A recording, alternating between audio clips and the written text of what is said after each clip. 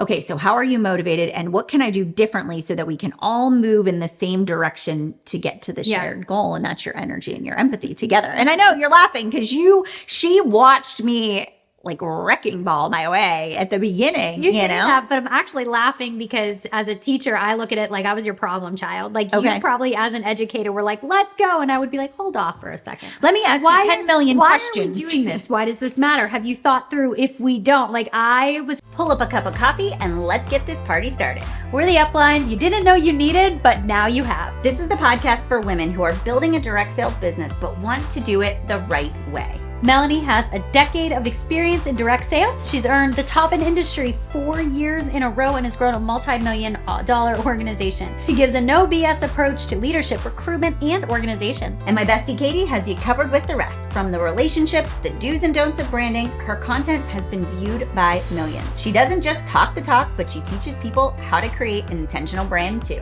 All right, let's get this party started. Well, welcome back to the Direct Sales Done Right podcast. This is Melanie and Katy, and we are your hosts, and we're so excited that you are here. And we're going to talk a little bit about leaders today and what are the qualities that we see in great leaders. And, you know, we've been in the industry for 10, 12 years now.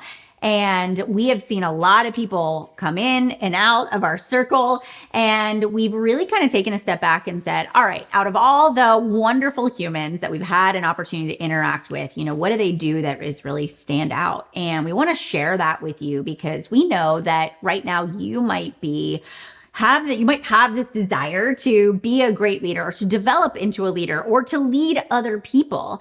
And the one thing that I want to make sure that I make clear is that you are a leader if you have one follower on social media, you have one customer, you have one team member. You have leadership capability. If people are following you and looking to you for some sort of advice, you are already moving in that direction. It's more about how do we develop the qualities and characteristics that make you a strong leader, that help you step into your fullest potential as a direct seller. And so that's what we're going to talk about today. And these might be just great skills for you to say, how do I sharpen these? How do I improve them? How do I become aware of just my own day-to-day interaction? So that's really what today's podcast is all about. Before we dive into that, though, let's actually shout out our listener of the week. So if you want to become the listener of the week, all you have to do is screenshot this podcast episode. Tag us at Chic Influencer on Instagram. You can tag at Katy Writes Content, at Melanie Mitro, and then tell us what your takeaway is from the podcast. We love to interact with you guys and chat in the DMs about what you are learning and taking away. So Cheryl L. Cheryl L. Unger is our listener of the week. So if you're listening right now, Cheryl, thank you so much for your support and for sharing the podcast with your followers as well. So, all right. Well, let's dive into great leaders. Okay, so before we dive in, let's actually start with the question. Okay. Do you think, and this is a question for you to reflect on too, because I guarantee Melanie and I have slightly different answers. Okay. So do you think that natural leadership or leadership is natural, meaning you're born with it, or is it a quality that you come to possess? Both. Okay. What if I say you can't have your cake and eat it too? You can't have your cake and eat it too. So I do think some people naturally, they are more of a take charge type of person. So I would say there are a lot of natural take charge people that I wouldn't want to follow though. So I believe that people they're born with that ability to maybe take charge of a situation. And I always use myself as that example. You know, when I was little, I actually distinctly remember where I was standing in my bedroom before I went into the closet and I was talking to my best friend and she was like, yeah, I just can't be friends with you. We can't play together. You just always dictate how we're going to play and what we're going to do. And she was like, you're controlling, you know? Okay. And I remember thinking like, oh gosh, you know, but I am the kind of person that I can't stand when things are chaotic. I want them to be organized. If there isn't an agenda, I will step up and make one. If there isn't a plan, I'll make one. If people want to go to dinner and nobody's stepping up to make a reservation, I'll just make the reservation. So I believe that I am the kind of person that naturally will take charge versus just saying somebody else will figure it out. But I don't always think I wasn't polished in that approach, right? So I've sort of grown into it. What do you think? Okay, so before you answer that, so you Okay. described a leader as somebody who takes charge. Well, no, I'm just saying, well, you asked me, do I think people are natural leaders or not? But you describe them as somebody who takes charge. So is that how you just define a leader? No, I don't. I would say there's lots of ways to define a leader, now do you want me to define leadership? I feel like we probably go into it, right? Yeah, I feel like, outline, it looks like. Yeah, I mean, a leader is somebody that does so many things. And yes, we'll talk about that. But one of them is like seeing a need and stepping up to the challenge, and just guiding people through the process. So it's just definitely somebody that creates influence too. A leader is somebody that positively influences people, we hope. Sometimes they are negative, right? Okay. So when I think of how you describe leader, and like if you're born with it, it's like that Maybelline. Maybe she's born with it. Maybe it's Maybelline. Yeah, like, it's kind of hard born with it. Here's what I do think. I think everybody is given a God-gifted talent that they have the opportunity to use. Okay. Most people let it die. Like most people do not actually step into their gift. Okay. I do find that when it comes to leadership, I feel as though a leader is somebody who has some type of vision, can cast that vision, and then can allow other people to actually want to act on the vision. So for me, when I think of leadership, I do think there is a little bit of take charge, but it's not a do as much as it's a, this is what I see, you go and do. Like, let's do this. This is the gift for many. Like this is sort of what I believe, and this is what I cast out to the world. And then that energy they have allows other people to begin to take action, and their action blesses their life, and so on and so on and so on. So when I think of a leader, it's somebody who can cast a vision that calls people to take action. Okay. I love it. So with that being said, now let's actually like dive into what we were going to talk about today. So when we look at leadership, we want to think about the character traits that every single leader possesses. So first we have to acknowledge that everybody has a gift. And that when we cast the vision of what our gift is or whatever it might be, it inspires other people, it motivates other people, and then it calls people to take action in their own life. So when it comes to character traits, those are the things that Melanie mentioned can be polished over time. So for sure, as the kid, you were like the take charge, and people were like, you're so bossy. I'm sure you got that a lot. I did, yes, I did. But when you really think about the character traits, leadership is something that over time gets polished. Melanie and I are not the leaders today that we were when we started 10, 11 years ago. Yeah. I mean, we really did have that like almost that intense energy that was like, I gotta poop or get off the pot kind of energy. And now it's a little bit more polished. It's a little bit more refined. And so we want to go over some of the character traits that we believe really help somebody polish their leadership skills. Yeah. I agree. I do. Yeah. Cool. So I feel like the first thing, just to kind of kick it off is energy and empathy. Yeah.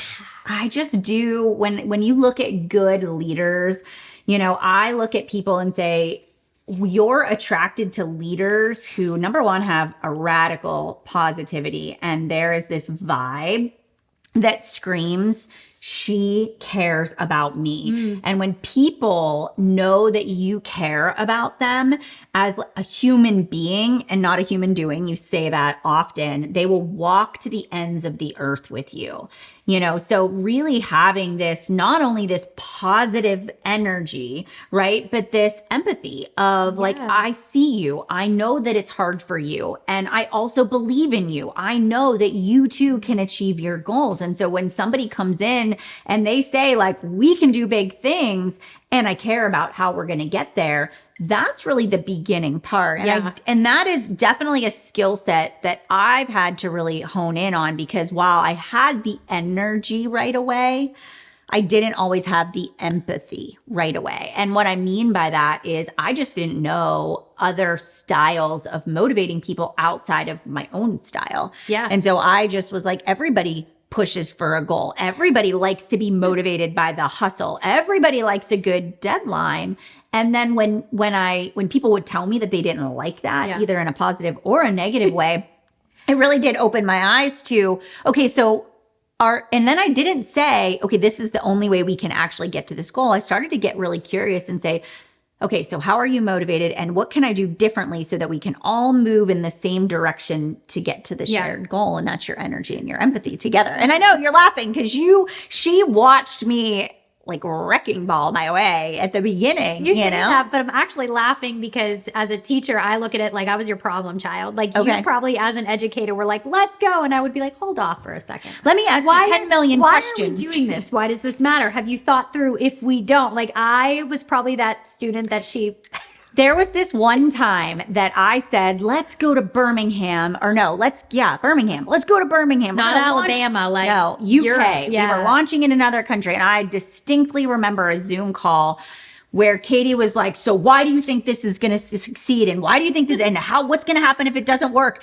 And now I know you so much better. But at the time I was like, I don't know, just trust me, just trust the process. It's all going to work. But that's, that's really catering to your style of like motivation. It's sense of security, but it's detail. It's thinking it through. It's like, I'll run with you to the ends of the earth, but is the plan thought out? I'm just not going to follow you because you say to follow you, right? Yeah. Like I do find that it's also allowed you to become somebody who thinks more analytically. Oh my gosh, 100%. And probably in the role that you're in, like with just everything in general, it's probably allowed you to say, hold, let's actually process. Is this, and I see it in Chic all the time with our team. Like it's just so much different than how you really like started. So that was neither here nor there, but so let's talk about one of the other traits that people need to possess. I know I talked about vision already, but having a clear vision also for what it does for other people. Okay.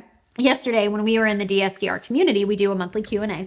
And one of the questions was, how do I get other people to want to get to my goal? And I was like, well, first thing we need to do is take the I, me, and my out of it. Because when it all is all about you, when it's your goal, when you're trying to get the bonus, when you're trying to do that, you see you. And when you see you don't serve well. Right. So for the first step of vision, it's getting clear about how your vision blesses other people, or how your vision will inspire, or how your vision will call other people to take action. And so telling your team or communicating what your vision isn't so much just about you. It's about how it is going to impact other people. On the call, this specific person is in direct sales, and she specializes in shampoo, conditioner, like hair care products.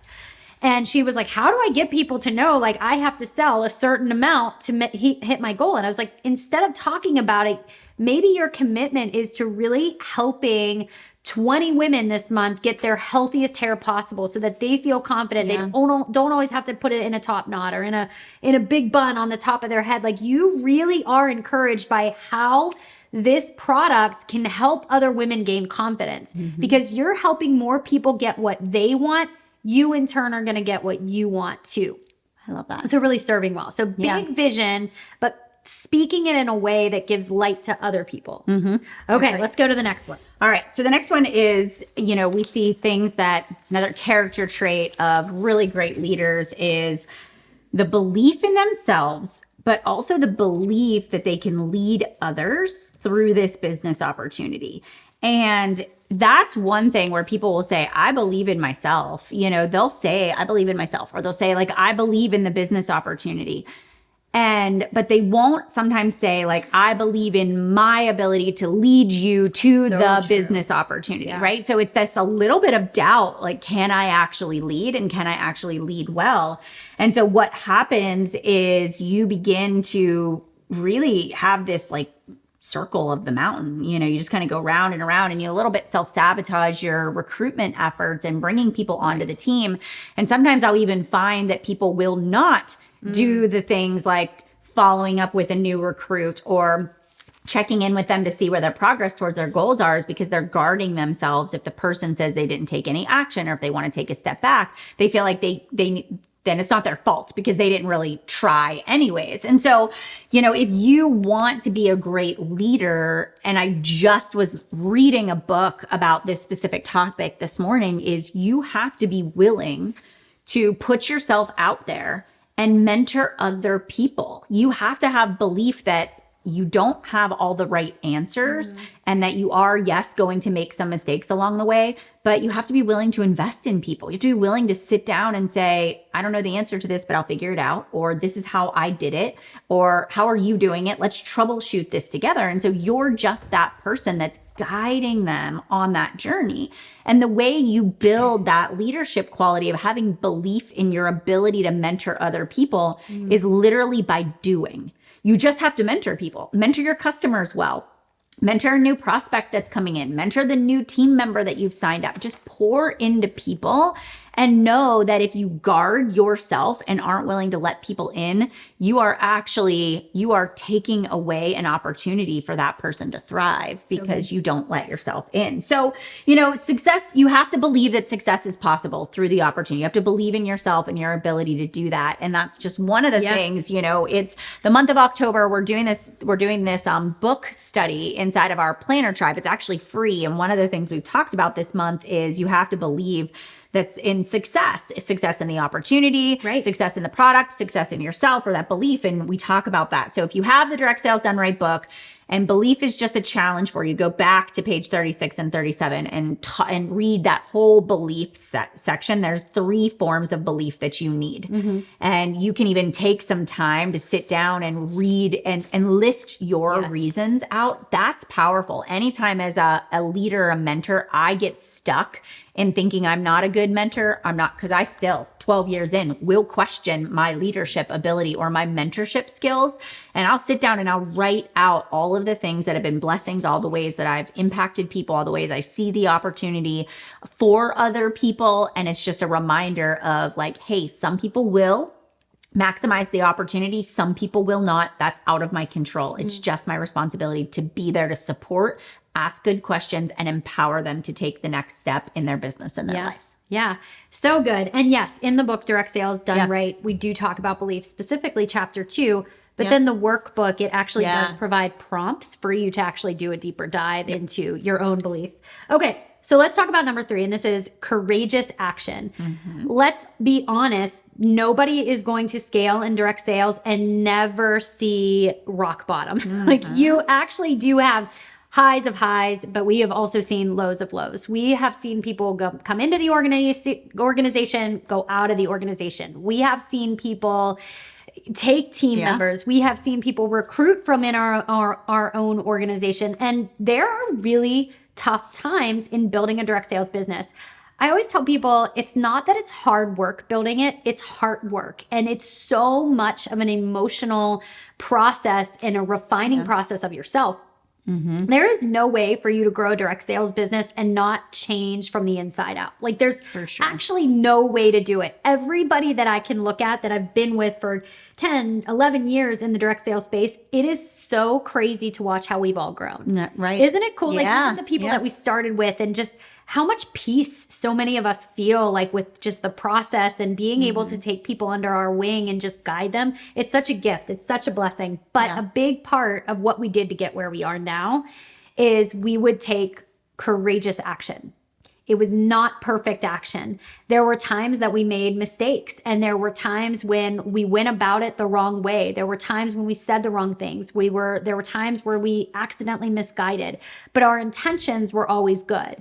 And every single time we would take action, whether it was good or it was not so good, it was a decision we wouldn't do again, we won in the end because we learned so much about who we were becoming through the process. So when I talk to people too, and they go, I feel like I'm starting over, I also want to add, you're actually not. You aren't starting over. You're actually beginning anew. And that is because you are no way going to be the same person that you were when you started. You're just different. You have different experiences. You have an arsenal of just information that is going to also be used to guide you. So you are always failing yourself forward. So courageous action is a big one. It is. You do. That is so important that as a leader is just always be willing to innovate, to try new things, to show up differently. All right. So the fourth thing we see great leaders possess is listening skills. And this one is actually something that I personally work on very hard.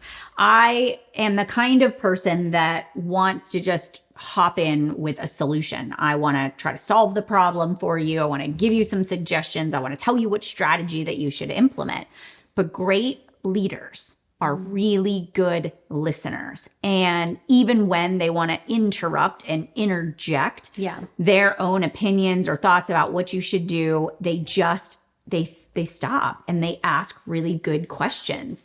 And great leaders will just sit there and just continue to ask to help the person uncover what it is that their roadblock is, and they'll prompt them to sort of come to the aha moment on their own. Yep. And I think that's so important is as a leader, sure, you can lead the charge, you can create the vision, you can tell people what we're going to do, but you got to get into the trenches with your people. And one of the books that I'm reading right now is, it's a book by Dr. Henry Cloud, and it's called Boundaries for Leaders. And it's not what you would think. It's not about like setting a boundary. He talks a lot about the way you show up as a leader. And one of the things he talks about was that he was working with a company in 2007 when the housing market crashed. He was working with a large company and there were lots of brokers that he was working with, and the morale was so down and brokers were just at a low point. And so the CEO, he was mentoring the CEO and he was like, let's just go talk to the people in the field. And as he went in and talked to the people in the field, it was just this realization that his people were struggling. And when he started to listen and hear how they were struggling, and then he started to create ways to support them, like the whole company just completely shifted in a positive way. And it was because the CEO got down in there and really said, like, let me hear you. Let's talk about your struggle. I feel your pain. This is hard, and it was so good. And it just made me think like, okay, instead of always being the leader that's just telling people what to do, to work harder, to, sell more, to sign more people up, to suck it up, people will literally tune you out if that's your message. But when you just sit down with them and have a conversation, you build this connection, you build this trust through your listening opportunities. And then at the end of the day, people are like, okay, I will follow you. I know you actually care about me. And I believe in you and the mission. So what can we do to move things forward? Love it. Yeah. Love it. So good. And I will say too, with listening skill, it is a skill. Oh, it is. I mean, have you ever tried to just not talk for a while and really listen to someone? Like challenge yourself. I do all the time. Is talking, like really zipping your lip and just allowing yourself to process what they're saying. It's a skill. It is a skill for sure. So I'm going to actually skip to the next one because you had me give this story. So I'm going to actually do that. So one of the other qualities that people possess as good leaders is a discipline. And the word discipline sometimes gets like a bad rep because it just is this idea that like I have to be so structured and regimented. And some people like that's very hard for them to do, especially our Enneagram 7s, our 8s. Like I know that isn't very easy. But I have learned that discipline is really what creates a habit. So when you create these habits for yourself, you have to have a routine. You have to have the discipline to incorporate a routine. It's definitely something we talk about in Direct Sales Done Right, the book. We're talking about it in our book study as well. But here's the thing. I once heard this story about Jerry Seinfeld. Everybody knows who Jerry Seinfeld is. Probably, arguably, one of the best comedians of all time. Well, before he was famous, he asked another comedian, okay, how do you get so good at writing jokes? And this comedian looked at him and said, well, I write a lot of crappy jokes. And Jerry was like, you don't write crap jokes. Like you are too good. You write amazing jokes. And the guy was like, no. You have to write a lot of crappy jokes in order to get better at writing jokes in general. So he said that he got into this habit every single day. Without fail, he will write jokes for 20 minutes. Love it. Every single day. So Jerry goes home and he's like, all right, well, 20 minutes a day, I can do that. And he got out a calendar. And every single time he spent 20 minutes writing a joke, he would then cross out an X in big red marker. And so every day he would write for 20 minutes, he would get his X. He would write for 20 minutes, he would get his X. And then what happened was he was writing so many X's that he didn't want to break the chain. He didn't want to break the chain. So what did he do? He kept writing jokes every single day, 20 minutes, until it became almost unconscious. It was just something that he did every single day, write jokes. And in the midst of writing all these jokes, guess what? A lot of them were crappy. They weren't really good. But he had some gold nuggets in terms of jokes. But here's the deal. the same with you as a leader. You have to have the discipline to take action in your business. You don't just tell your team what to do. You have to be in the thick of doing it right alongside them. So if you're a leader, you can't figure out social media. How are you going to lead your team to do it? Discipline. You're going to discipline yourself to write a lot of crappy content until it gets really good, or you're going to make an investment in branding, figure out how to do it well, and then duplicate it with your team. So your investment actually blesses your downline as well. That was a side note. But in terms of discipline, getting that little magic marker on there, he didn't want to break the chain. It was like an endorphin hit. So in your life, if there are activities that you need to be disciplined to do, what's the endorphin hit you can connect to it? And sometimes it's just a magic marker and the letter X. I love it. I love that. All right, the final one that we're going to talk about today, and there are many more, but we're just going to go through these few today. We're going to talk about consistency. And again, sometimes I feel like consistency, like discipline, can be a little cliche or get a bad name, and maybe begin to tune it out. But I want to talk about what discipline or what consistency, how can it actually hurt you in your business? I think this is important for you to know. Like, yeah, everybody wants you to be consistent. But when you are not consistent, here's what happens. Your team watches that. So for example, as you show up in your business and you say, all right, this month, and I always tell leaders, tell your team your goals. Tell them personally what you're working towards in terms of your sales goals or team building goals. Like, let them know on the first of the month, this is what I'm working towards. Tell them what your plan is so they can begin to understand your processing. And then let them watch you in real time make the goal a reality. And as your team watches you, and even as followers on social media watch you achieve your goals, what happens is they become inspired.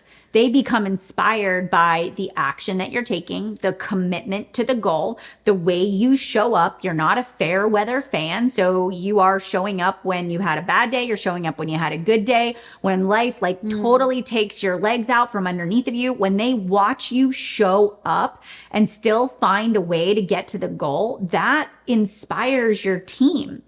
But if you are the kind of person that announces your goals at the beginning of the month, you on the first of the month always say, like, this is what I'm going to do. And you come out strong for the first 5 days of the month, and then your legs get taken out from underneath of you and you go MIA. Guess what's happening? Not only are you leading, that's the example you're setting. And even if you only have 1 or 2 people that are following you or are team members, right? Like, that's the bar that you're setting for them. And also your followers are watching you. They're watching you constantly start and stop over and over and over again.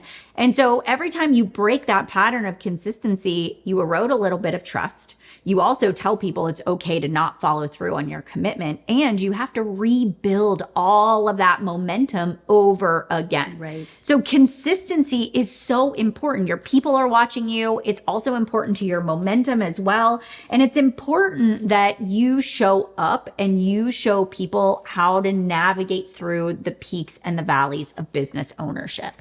All right, so we have tons of tips for you, but we also have really great resources for you in the show notes today. So if you head over to the show notes, Melanie's included those readings that she talked about, as well as the links to the Direct Sales Done Right book and workbook, which would be great for you to go through with your organization, especially throughout the last quarter. Okay, one more thing.